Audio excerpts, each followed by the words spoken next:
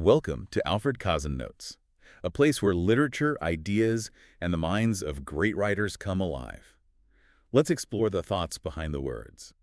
It's funny. The premise we're dissecting today, it really strips away a very comforting, very pervasive illusion that a lot of us hold on to. It really does. We're doing a deep dive today into source material centered around The Psychology of Money by Morgan Housel. Right. And it forces us to confront this reality that financial success, the objective we spend decades studying for and stressing over and, modeling out on spreadsheets. Constantly modeling out. Exactly. It's not a hard science at all. It is entirely a soft skill. Which is terrifying for people who like math. Very terrifying, because it means your behavior, your emotional regulation, and your deepest psychological blind spots matter infinitely more than your intelligence or your technical acumen. And to really understand the gravity of that paradox, think about your own assumptions regarding intelligence and reward.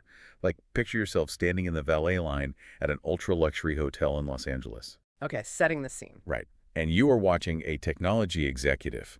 This man is, by all traditional metrics, a certified genius. A literal genius. Yes. In his 20s, he designed and patented a key hardware component found in nearly every Wi-Fi router on the planet. So he's brilliant. Brilliant. He has started and sold multiple companies.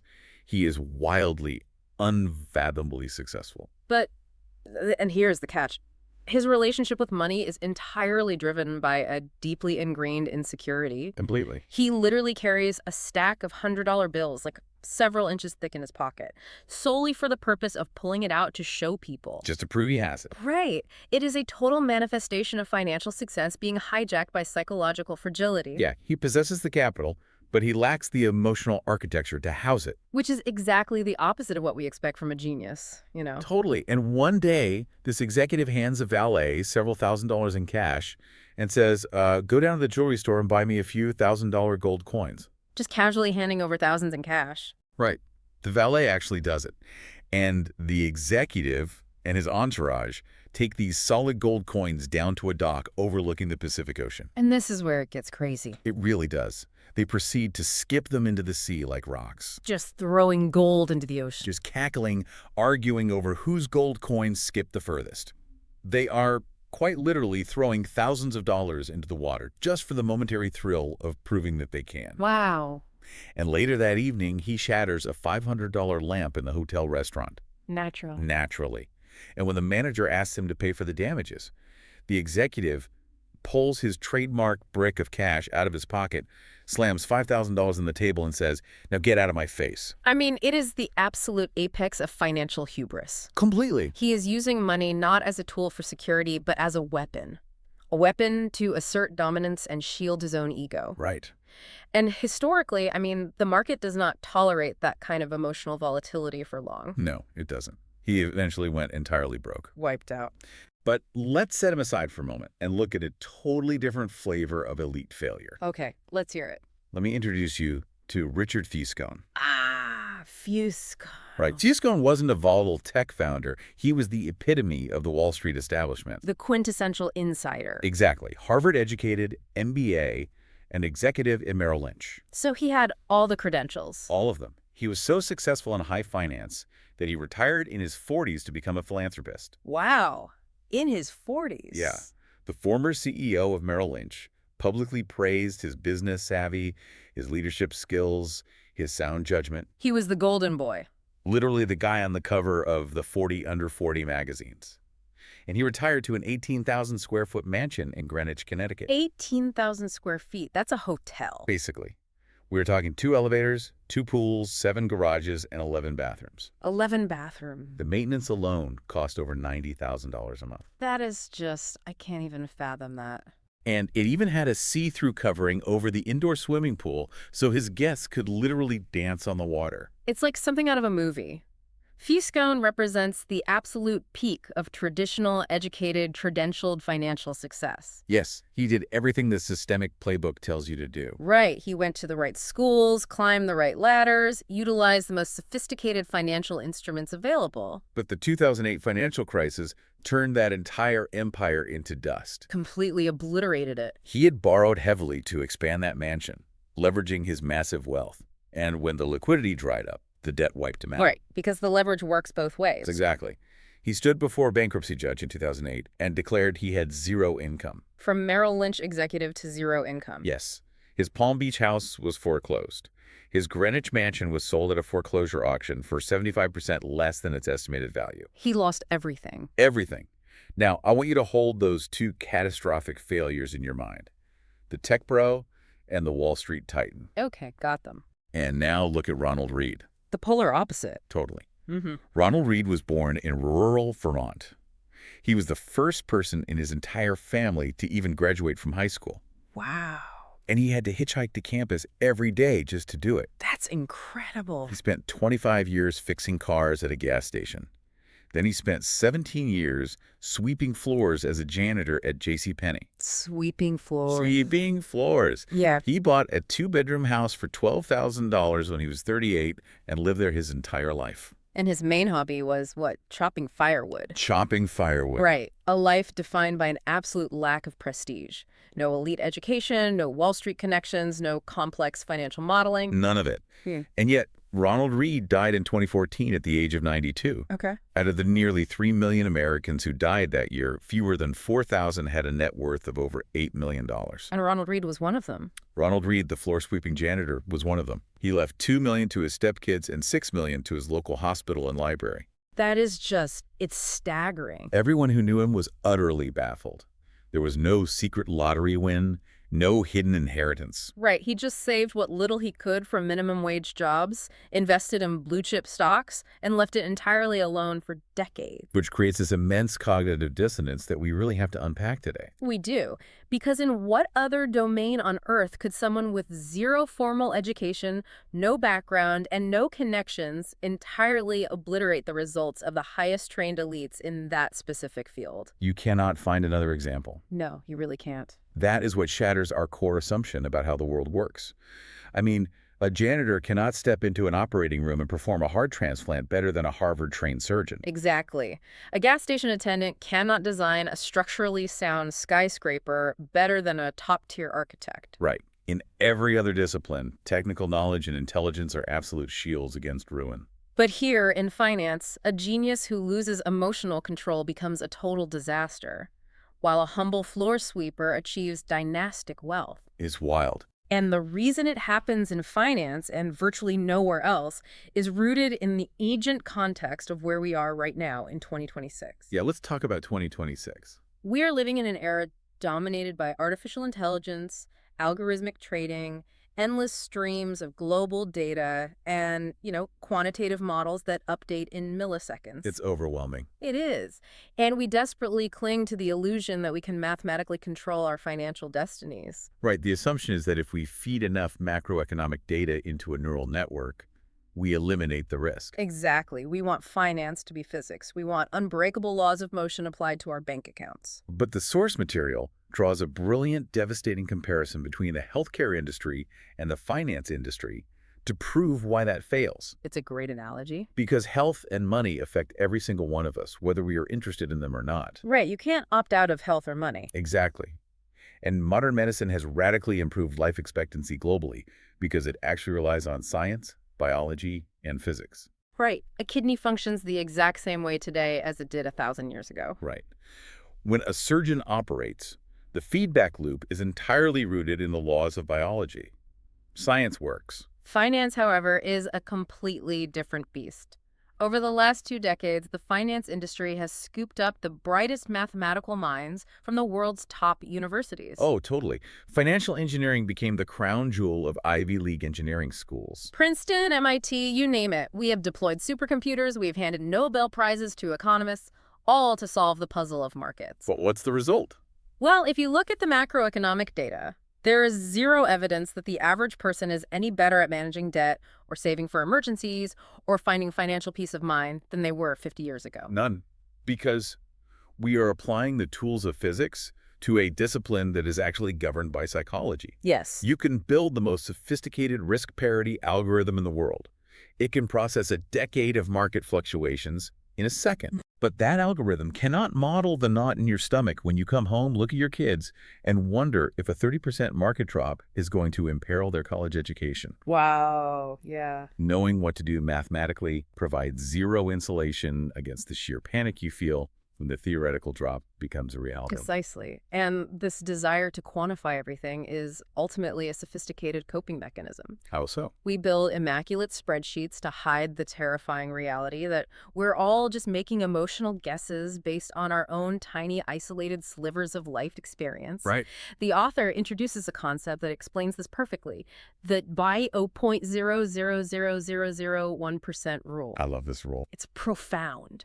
The premise is that your personal experiences with money make up a microscopic fraction of what has actually happened in the world, maybe 0.00000001%. Something needs sliver. But those tiny, highly specific experiences make up roughly 80% of how you think the entire world works. That completely explains why we constantly look at other people's financial decisions and think they have lost their minds. Exactly. You see someone buying a terrible stock, or a low-income family purchasing lottery tickets, or a friend taking on massive credit card debt, and the immediate reaction is, you are crazy.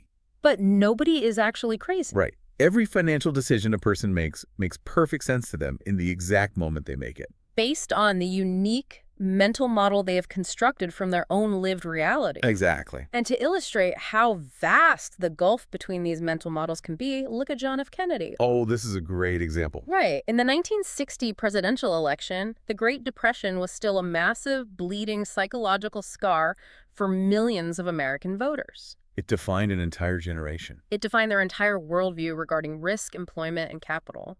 So a reporter asked JFK what he remembered from the Depression, expecting, a relatable story of hardship. But JFK's answer was remarkably honest, even if it was a political landmine. Right. He admitted he had no firsthand knowledge of it whatsoever. No. His family possessed one of the great fortunes of the world. He said they actually had larger houses and more servants during the Depression. The exact opposite of the average American experience. Totally. The only tangible effect he witnessed was his father hiring extra gardeners just to give local men a job so their families could eat. Wow. And he explicitly stated that he did not learn about the visceral reality of the Depression until he read about it in a textbook while studying at Harvard. Think about the psychological chasm in that scenario. Massive. A man who read about starvation in a textbook is attempting to govern and understand the financial terror of a man who literally stood in a breadline. You cannot bridge that gap with quantitative data. You really can't. The person who lived through the Depression cannot fathom why someone would ever be complacent about owning risky equities. Right. And JFK, despite all his education and empathy, could never genuinely recreate the biological power of that fear in his own nervous system. It fundamentally rewrites how you view risk. And the source text gives another mind-bending example of this, entirely based on the random lottery of your birth year. Oh, the 1950 versus 1970 cohort. Yes. Look at the difference between being born in 1950 and being born in 1970. Okay. If you were born in 1950, the stock market essentially went nowhere, adjusted for inflation, during your teens and 20s. The whole time you're growing up. Right. So the most formative years of your cognitive development taught you that investing in stocks is a stagnant, punishing, pointless exercise. But if you were born in 1970, the S&P 500 increased almost tenfold during those exact same formative years. Tenfold. So you came of age in an environment where putting money into the market felt like a magical escalator to wealth. Exactly. So you have two groups of people, equally intelligent, equally educated, separated only by a 20-year gap in birth. Walking through life with totally opposing views on how the global economy functions. Right. And neither is crazy. They were just shaped by entirely different realities. And we judge these different realities so harshly. I mean, the source brings up a profound example regarding global labor that really challenges our quick Western judgments. Yes, the Foxconn story. There was a highly publicized New York Times story detailing the atrocious working conditions at Foxconn, the electronics manufacturer in China. Right, the sweatshops. Right.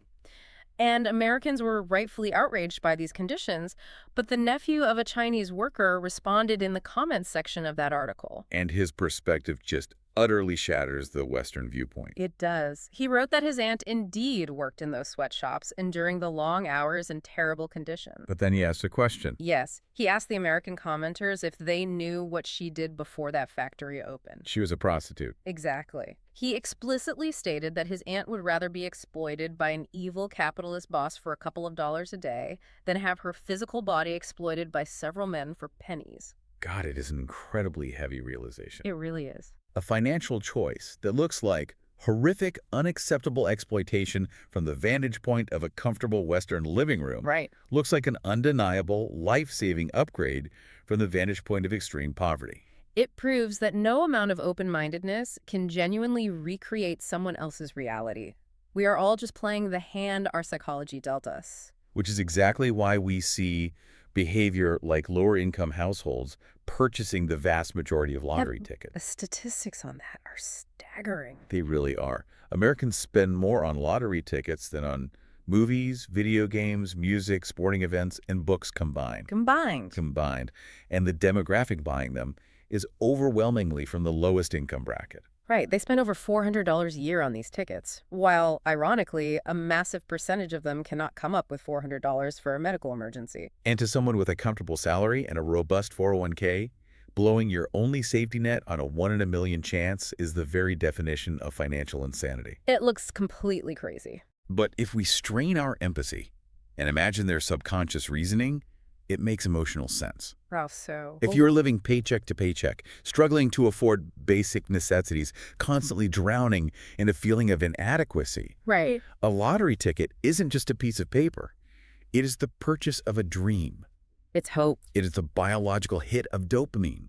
For a few days, they get to feel the anticipation of having enough money to solve their problems. The feeling that wealthier people get to experience every single day for free. Exactly. You don't have to agree that buying the ticket is a mathematically sound idea. It is statistically terrible, but you can start to understand the emotional utility of the purchase. It acts as a release valve. Yes. And if we accept that we are all just making emotional decisions masked as rational choices, it brings us to a terrifying question. Which is? If intelligence doesn't save us and technical knowledge is an illusion, how exactly do the smartest, most credentialed people in the world end up destroying themselves? That's the real thriller here. The stories in this research stack are essentially a psychological thriller about the mechanics of greed. Because knowing how to acquire wealth is completely disconnected from knowing when you have enough. Right. Let's examine Rajat Gupta. Okay, Gupta. This is a man who rose from the slums of Kolkata to become the CEO of McKinsey, arguably the most prestigious consulting firm in the world. He achieved staggering historical success. He sat on the board of Goldman Sachs. He partnered with Bill Gates on global philanthropy. By 2008, he was worth roughly $100 million. $100 million. Let's contextualize that.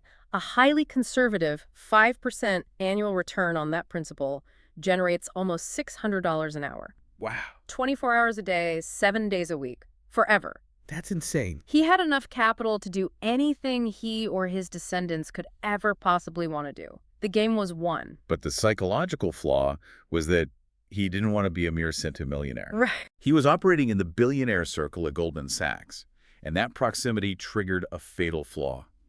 He wanted to be a billionaire. He wanted to move the goalpost. Exactly. So in 2008, at the height of the financial crisis, Warren Buffett plans to invest $5 billion to save Goldman Sachs. That's a massive deal. Huge. And Gupta learns this highly confidential information during a board meeting. Okay. 16 seconds, literally 16 seconds after hanging up the conference call, he calls a hedge fund manager named Rajaratnam. Just blatantly insider trading. Rajaratnam buys a massive amount of Goldman stock before the public announcement and makes a quick $1 million. So Gupta traded insider tips that led to millions in illicit profits. So, it was an incredibly simple, undeniable case for the federal prosecutors. oh yeah, he went to federal prison. His entire legacy, his pristine reputation, the empire he built from nothing utterly ruined. And we see the exact same psychological mechanism in Bernie Madoff. Madoff, the ultimate villain. Right. Madoff is universally known as the monster behind the biggest Ponzi scheme in financial history. But the detail that gets completely overlooked is that long before the fraud began, Madoff had built a completely legitimate, highly successful market-making business. Legitimate. The Wall Street Journal even praised his firm in 1992. His legitimate operation was generating $25 to $50 million a year in pure profit. Wait, legitimately? Yes, he was wildly legitimately wealthy. So the psychological puzzle here is profound. Why would someone already worth hundreds of millions of dollars be so desperate for more that they risk absolute destruction?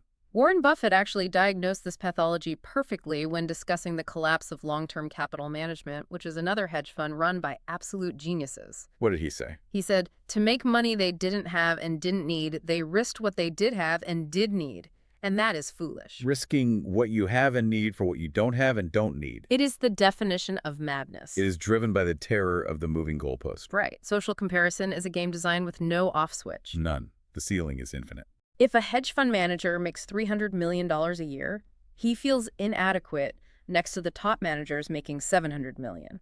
And they compare themselves to Buffett, who makes billions. And Buffett might compare his technological influence to Elon Musk. It never ends. The only way to win in a Las Vegas casino, as the old adage goes, is to exit the doors as soon as you enter. But recognizing when to exit requires understanding that luck and risk are essentially doppelgangers. Doppelgangers, I like that. They are two sides of the exact same coin, and when you are riding high, it is nearly impossible to tell them apart. Think about Cornelius Vanderbilt. Okay, the railroad tycoon. Right. He was ruthlessly expanding his railroad empire, and an advisor warned him that every single transaction he was executing was blatantly breaking the law. He was just ignoring the statutes. Completely. Vanderbilt's response was, "My God, John, you don't suppose you can run a railroad in accordance with the statutes of the state of New York, do you?" Wow. He later famously declared, "What do I care about the law? Ain't I got the power?" And because Vanderbilt succeeded, because he wasn't stopped, history lionizes him as a bold visionary who built industrial America. But the line between bold visionary and reckless criminal is a millimeter thick. Oh, absolutely. If a zealous prosecutor had caught up with him, we would read about him today as a cautionary tale of a tyrant who overreached. We suffer from massive survivorship bias. We celebrate the risk takers who get lucky, and we mercilessly punish the risk takers who experience the downside of that exact same mathematical risk. Even Benjamin Graham, the literal father of value investing. The guy who mentored Warren Buffett. Yes, the man who wrote the Bible on strict diversification.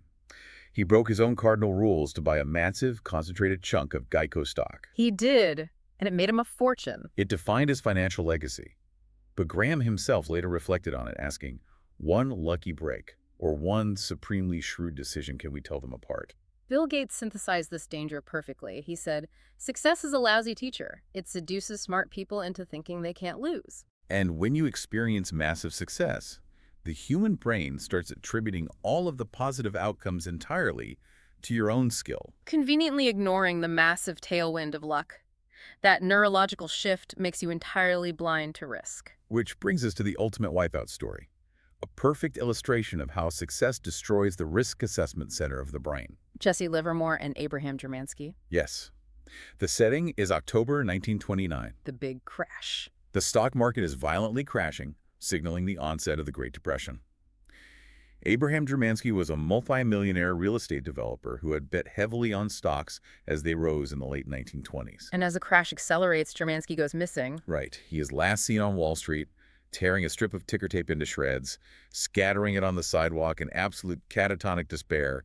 He is ruined. That is the visible tragedy of the crash. But on that exact same day, Jesse Livermore, who was arguably the greatest stock trader of his era, comes home to a deeply panicked family. His wife is in tears. She assumes they have been ruined like everyone else they know. And Livermore says, "No, darling. I have just had my best ever trading day." He had anticipated the crash and shorted the market. By betting against the stocks, he made the equivalent of $3 billion in a single day. Wait, $3 billion? $3 billion. In a single day. He achieved the ultimate financial victory while the entire global economy collapsed around him. But what happens to the psychology of a man who makes $3 billion in a day? It breaks. 4 years later, by 1933, Livermore had developed what he later admitted was a swelled head. He truly believed he had conquered the market, that he was immune to the laws of financial gravity. Because his massive win reinforced his ego, he began making larger and larger bets. He took on astronomical amounts of debt. And by 1933, the market turned against him, And he lost absolutely everything. Everything. He went from a $3 billion triumph to filing for bankruptcy. And tragically, he eventually took his own life. Livermore possessed a genius-level intellect for acquiring wealth, but he lacked the entirely separate behavioral skill required to keep it. This dichotomy is perfectly mirrored in the story of Warren Buffett's forgotten third partner, Rick Guerin. Right. We all know Warren Buffett and Charlie Munger as the ultimate investing duo. But in the 1970s, they were a trio. Rick Guerin was just as brilliant as Buffett and Munger. He made investments alongside them, analyzing the same companies, possessing the same fundamental intelligence. So why is Rick Guerin entirely erased from the public consciousness? Buffett actually explained this years later. He said that he and Charlie always knew they would become incredibly wealthy. They understood the math of what they were doing, so they weren't in a hurry. They were content to let time do the heavy lifting. But Rick, despite his brilliance, was in a hurry. Rick wanted to accelerate his wealth. So he used leverage. Right. He bought stocks on margin, meaning he used borrowed money from his broker to amplify his purchasing power. And that is the fatal mechanism. In the 1973-1974 downturn, the stock market dropped by almost 70%. And when you buy on margin, a severe drop triggers a margin call. The broker demands you deposit more cash to cover the falling value of the borrowed assets. If you don't have the cash, the broker forcefully liquidates your positions at the absolute bottom of the market. Rick got margin calls. He was forced to sell his shares of Berkshire Hathaway back to Warren Buffett for under $40 apiece just to survive. He was entirely wiped out. This is why leverage is mathematically equivalent to playing Russian roulette. It really is. The odds in Russian roulette are statistically in your favor. Right. If you spin a 6-chamber cylinder with one bullet, you have an 83% chance of surviving and winning the prize. In finance, if you use margin to buy more stocks, 95% of the time the market goes up or stays flat, and you amplify your returns. You look like a genius. But the downside is absolute permanent ruin. No upside, no matter how theoretically lucrative, is ever worth a downside that permanently removes you from the game. The mechanics of a margin call are terrifying because as the market drops, it is essentially like someone actively adding more bullets to the chamber while the gun is already to your head. You don't just endure a temporary loss on paper. You lose the physical ability to hold on to your assets until the market recovers. You are forced to lock in the absolute worst-case scenario. You are excised from the timeline. Which perfectly illustrates why avoiding ruin is the prerequisite for the most powerful force in finance. Compounding. We shift from the loud, catastrophic explosions of greed and leverage to the quiet, logic-defying, almost alien power of compounding. Compounding is what actually builds dynastic wealth, but it is terrifying in its own silent way because it utterly defies human intuition. To understand how alien compounding is, we have to look at the actual math behind Warren Buffett's wealth. Right, he is widely considered the greatest investor of all time. But his real secret isn't his ability to pick stocks. The secret is the sheer, unadulterated length of his timeline. At the time the source material was written, Buffett had a net worth of roughly $84.5 billion. Right. But $81.5 billion of that total came after his 65th birthday. Wait, let's really pause and dissect that math because it feels impossible. Yeah. $81.5 billion after age 65. Yes. Let's run a thought experiment. Yeah. Buffett started seriously investing when he was 10 years old. But what if he was a normal person? Okay, a normal guy. What if he spent his 20s traveling, trying to find his passion, maybe making a few mistakes, and he only started investing at age 30 with a modest nest egg of $25,000? A very standard path. And what if he still possessed his superhuman skill? He still earns his astonishing 22% annual return. Right. But like a normal person, he decides to retire at age 60 to play golf and spend time with his grandkids. If he had followed that completely normal, highly successful trajectory, his net worth wouldn't be $84 billion. What would it be? It would be $11.9 million. $11.9 million. That is a staggering 99.9% less than his actual net worth. 99.9% of his wealth is tied not to his brain, but to the fact that he started at puberty and simply never stopped into his 90s. His technical skill is investing, but his actual superpower is time. Time. And if you want absolute mathematical proof that time is more powerful than the rate of return, we look at the anomaly of Jim Simons. Jim Simons, the mathematician who founded the Medallion Fund. Yes. He has compounded money at an astonishing 66% annually since 1988. 66%. That is triple Warren Buffett's 22% return. In terms of pure, raw investing skill and algorithmic perfection, nobody on Earth comes close to Simon's. Yet Simon's net worth is listed around $21 billion. He is 75% less wealthy than Warren Buffett. Right. If he is 3 times better at investing, how is his fortune a fraction of Buffett's? Because Jim Simons didn't find his investment stride until he was 50 years old, he simply lacked the runway. Wow. If Simons had earned his 66% return for the 70 years that Buffett has been investing, the math breaks reality. Break it for me. His net worth would be $63 quintillion. 63 quintillion. Our brains literally cannot process a number that large. It sounds completely fabricated. And that is the problem with compounding. Human beings are strictly linear thinkers. Right. If I ask you what 8 plus 8 plus 8 plus 8 is, you instantly know it's 32. It's intuitive. But if I ask you what 8 times 8 times 8 times 8 is, your brain stalls out. It's 4,096, but you can't feel that answer intuitively. Because compounding is exponential, the vast majority of the growth happens at the very end of the timeline. A classic analogy is folding a piece of paper.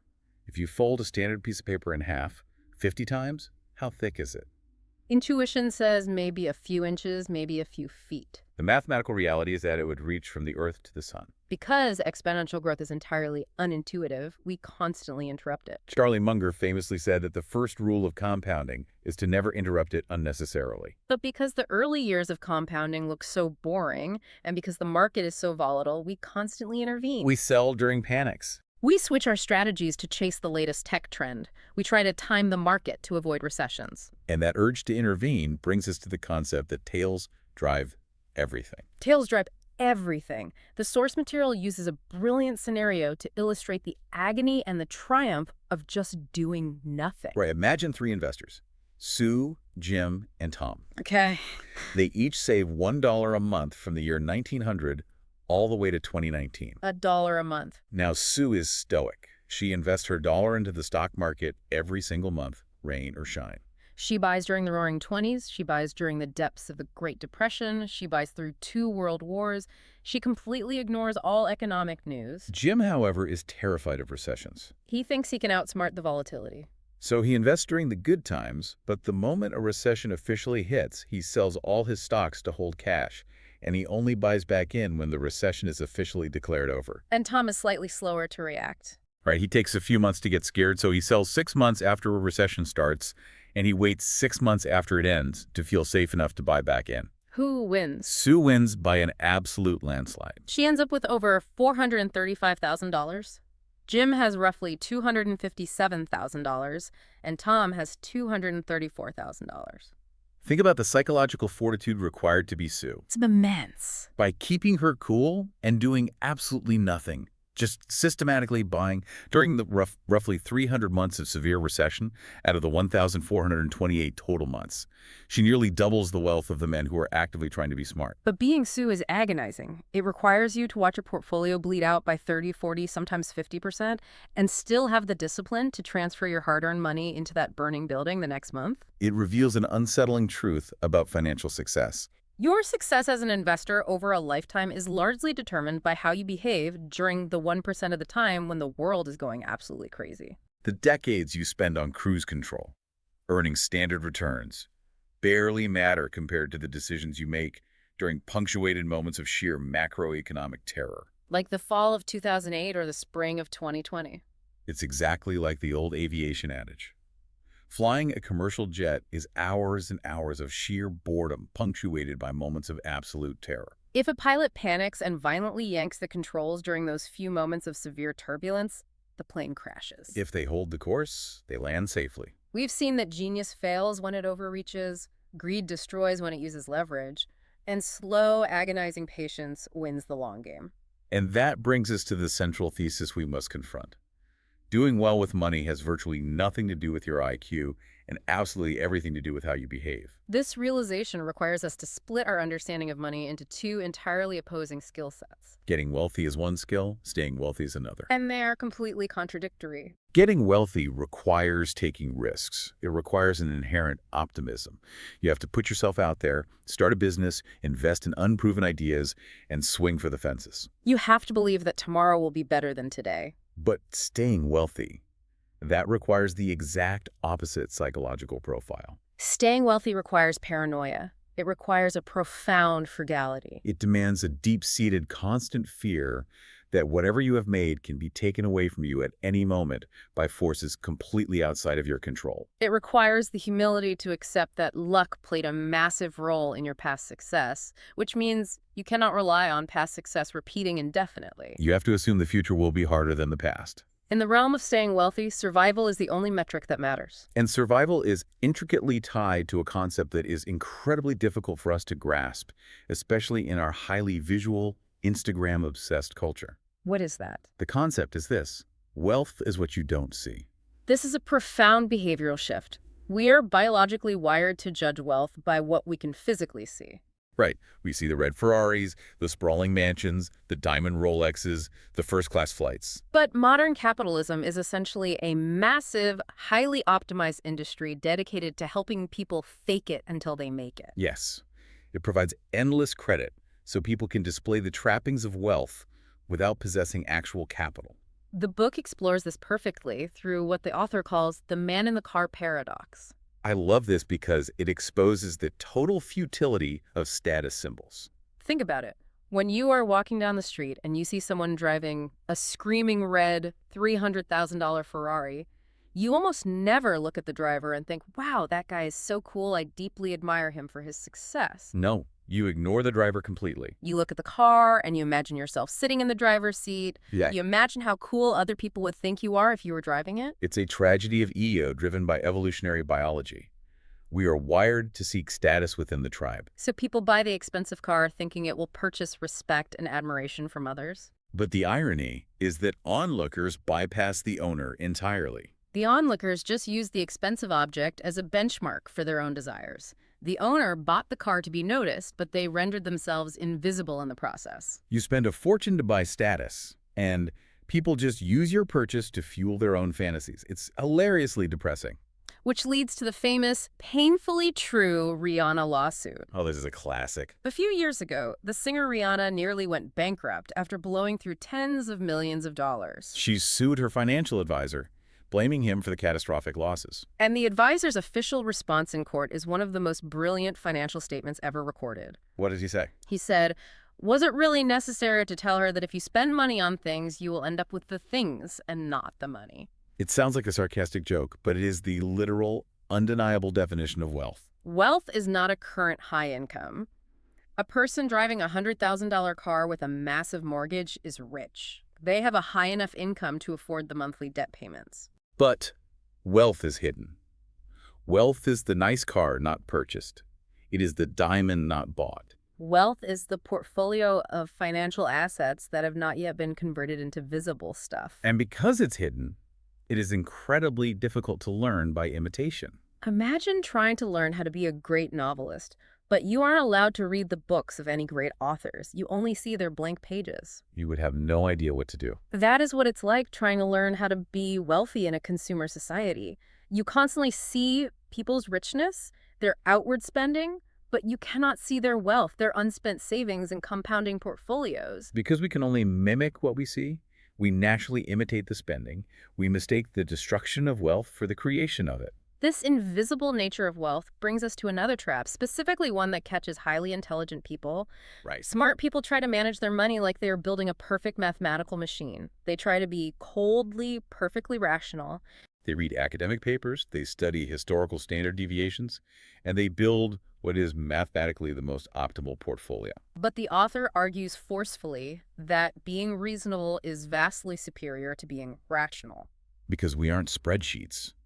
We are flawed, hormonal, deeply emotional human beings. Trying to execute a coldly rational financial plan during a global pandemic or a banking crisis is a trap that completely ignores human nature.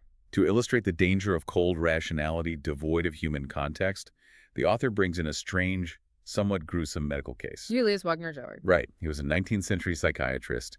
He was studying syphilis, which at the time was a fatal disease with no cure. He noticed a bizarre pattern. Syphilis patients sometimes experienced a temporary reduction in their severe neurological symptoms if they happened to get a prolonged, intense fever from a completely different illness. So Wagner-Jauregg made what he considered a strictly rational mathematical leap.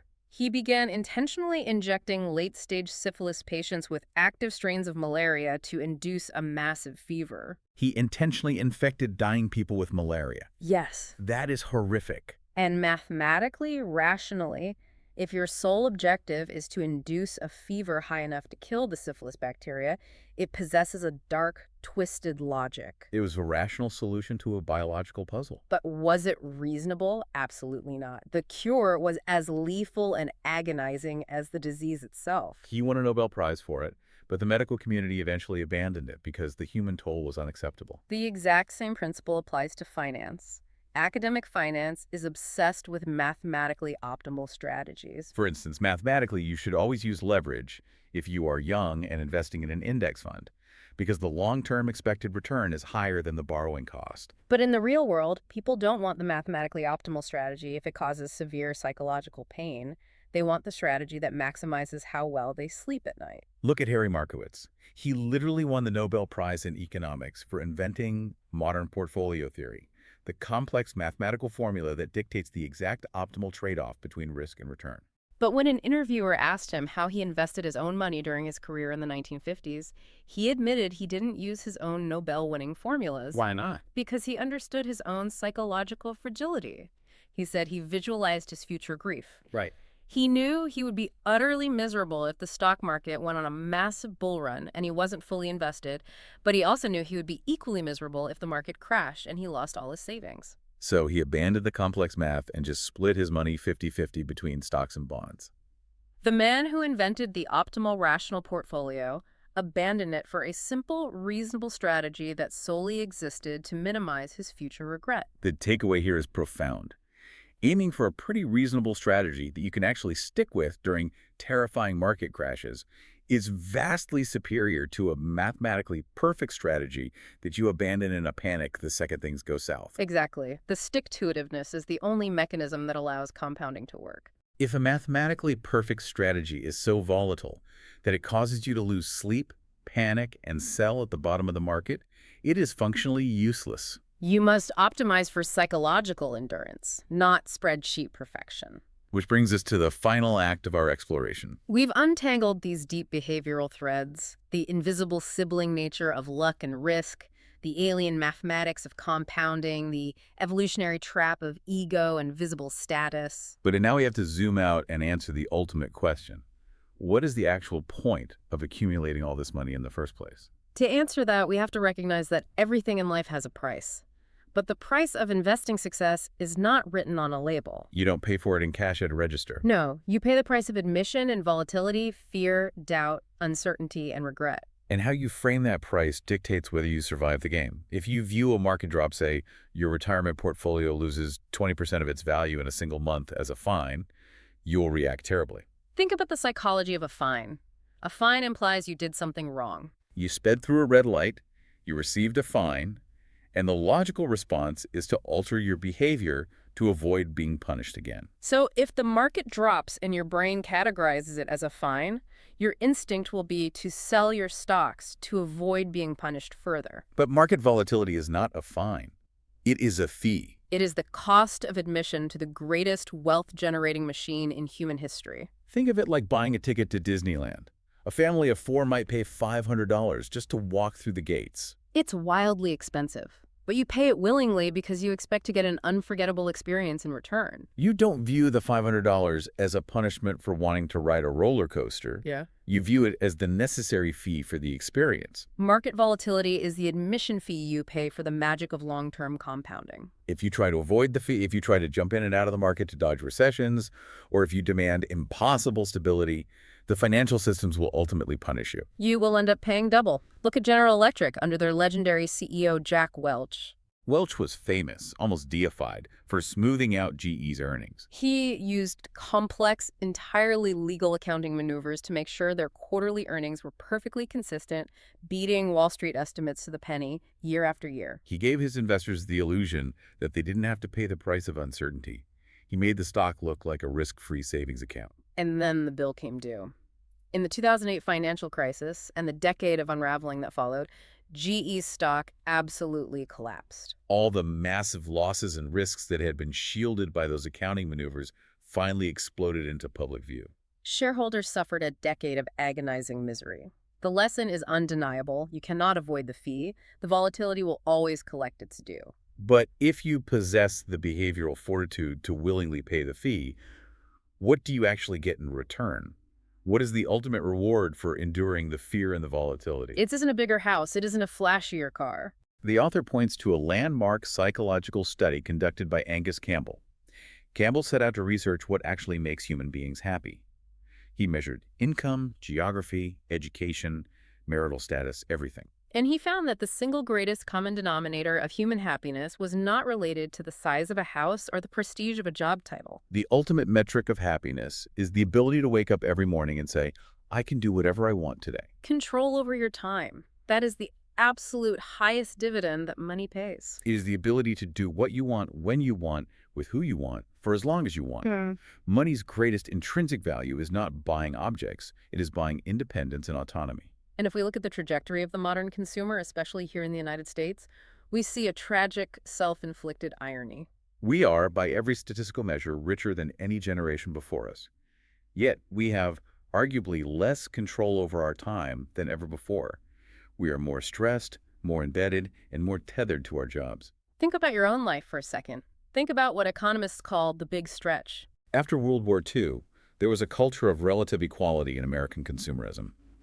But over the last few decades, as incomes for the top 1% skyrocketed, they broke away. They bought massive compounds, elite private schooling, luxury fleets of cars.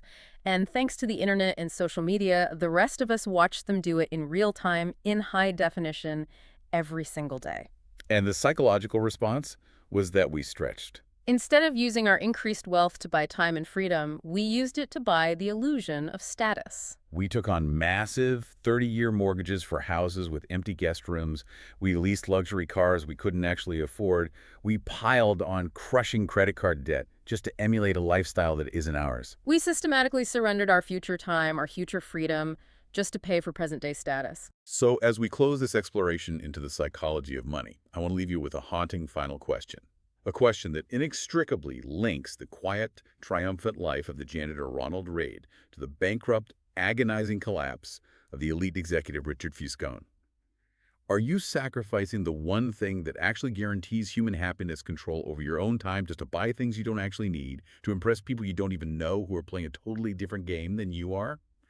If true wealth is what you don't see, what is the visible cost of your financial choices stealing from your future?